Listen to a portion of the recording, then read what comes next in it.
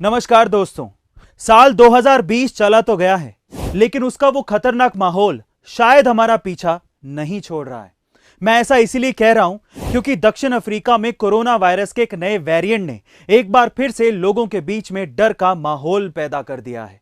Covid के इस नए स्ट्रेन को ओमिक्रॉन नाम दिया गया है।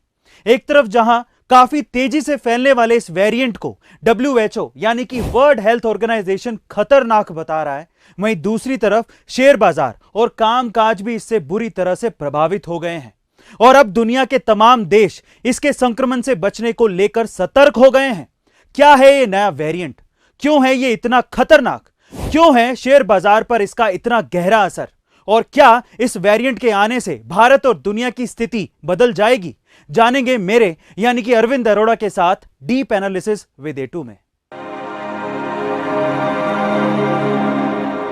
तो चलिए सबसे पहले बात कर लेते हैं इस वेरिएंट के बारे में।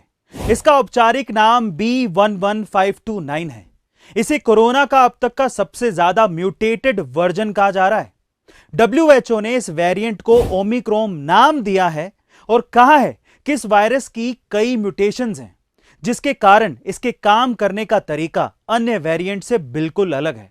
वहीं दूसरी तरफ दक्षिण अफ्रीका में एपिडेमिक रिस्पांस एंड इनोवेशन के विशेषज्ञों की माने तो ओमिक्रॉन में कोरोना के अन्य स्ट्रेन के मुताबिक बहुत ज्यादा म्यूटेशंस हैं।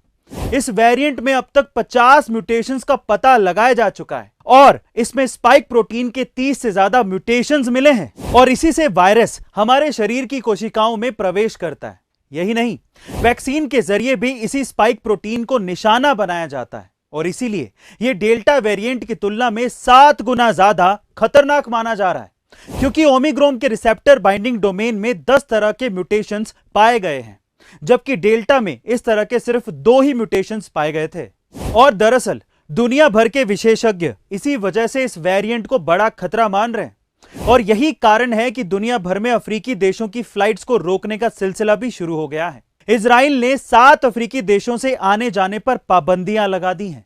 इजराइल सरकार ने दक्षिण Africa, Lesotho, Botswana, Zimbabwe, Mozambique, Namibia और एस्वातिनी जैसे देशों को रेड लिस्ट में डाल दिया है। वहीं यूके ने 6 अफ्रीकी देशों से आवाजाही पर रोक लगा दी है। इसके बाद अमेरिका ने भी अफ्रीकी देशों से आने वाली फ्लाइट्स को रद्द कर दिया है।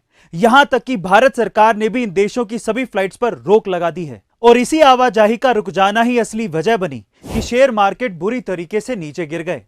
देखिए, हुआ यह कि अलग अलग देशों में कोरोना वायरस का नया वेरिएंट सामने आने से निवेशक नर्वस हो गए। इसकी शुरुआत दक्षिण अफ्रीका से ही हुई। सबसे पहले इस देश ने नए वेरिएंट के 25 मामलों की जानकारी दी। देखते ही देखते बोत्सवाना और हांगकांग में भी यह नया वेरिएंट फैल गया और बाजार बंद होते होते इजराइल और जर्मनी में भी इस वेरिएंट के नए मामले मिलने लगे, जिसके बाद अमेरिका, यूके और भारत जैसे देशों के बाजारों में मंदी आ गई और कामकाज बुरी तरीके से प्रभावित होने लगा, जिसका निवेशकों को भारी नुकसान हुआ। दरअसल कोरोना का यह नया वेरिएंट अब तक 17 देशों में दस्तक दे चुका है। अब हम इंडिया की बात करें तो पिछले कुछ दिनों से देश में कोरोना वायरस के मामले 10,000 से नीचे बने हुए थे, लेकिन अब वो धीरे धीरे बढ़ने लगे। हालांकि अभी ये साफ नहीं हुआ है कि ये नए केसेस नए वेरिएंट से ही हैं, लेकिन दुनिया भर में कोरोना के नए ओमिक्रॉन वेरिएंट की दहशत के बीच मुंबई का एक आंकड़ा डराने वाला है।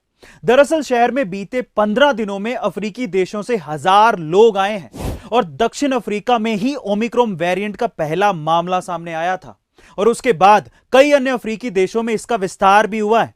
ऐसे में मुंबई में करीब 1000 यात्रियों का दक्षिण अफ्रीका से आना चिंताएं बढ़ाने वाला है। वहीं हाल ही में अफ्रीकन देश बोत्सवाना से आई एक महिला भी मध्य प्रदेश के जबलपुर में आकर कहीं गुम हो गई और इस महिला का गुम हो जाना भी देश के लिए परेशानी का सबब बना हुआ है। अब वैसे तो भारत ने कोरोना महामारी पर वैक्सीनेशन प्रोग्राम की वजह से काफी हद तक काबू पाने की कोशिश की है, लेकिन इस नए वेरिएंट से सरकार की चिंताएं फिर से और ज्यादा बढ़ गई हैं, खासकर विदेशों से आने वाले यात्रियों की वजह से। बहरहाल सरकार ने इसके लिए कड़े निर्देश जारी किए हैं। आगे क्या होगा वो तो वक्त ही बताएगा, लेकिन आप अपनी तरफ से सतर्क रहें, साथ ही कोरोना के नए वेरिएंट से बचाव के लिए सारे नियमों का पालन भी करें। बिना काम के घर से बाहर ना निकलें और यदि निकल भी रहे हैं तो मास्क जरूर लगाएं। सतर्क रहें, सुरक्षित रहें। आपको ये इंफॉर्मेटिव वीडियो कैसी लगी कमेंट सेक्शन में जरूर बताइएगा और साथ ही ये भी बताइएगा कि अगले कौन से स्पेशल टॉपिक पर आप मुझसे डीप एनालिसिस चाहते हैं। मिलते हैं अगले डीप एनालिसिस में। Thank you so much.